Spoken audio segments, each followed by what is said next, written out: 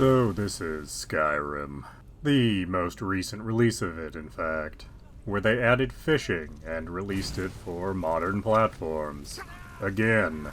Specifically, this is the PlayStation 5 version, but honestly, it doesn't look all that different from the version that was on PlayStation 4, or Xbox One, or the Switch version, or even the original PC version, back from 2011.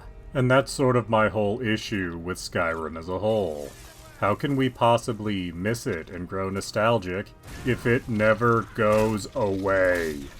Because I have these very fond memories when I look back at Morrowind, and even a few when I think back to Oblivion, because those games aren't necessarily readily available to you.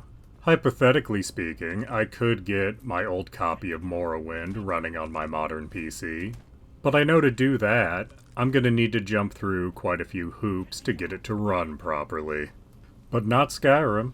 I know it'll fire up just fine. Sure, when I fire up the original version of Skyrim, there's probably going to be an advertisement for the new Bells and Whistles edition, where the big draw is they added fishing. But at this point, after over a decade of multiple Skyrim releases, I'd actually like to go somewhere else.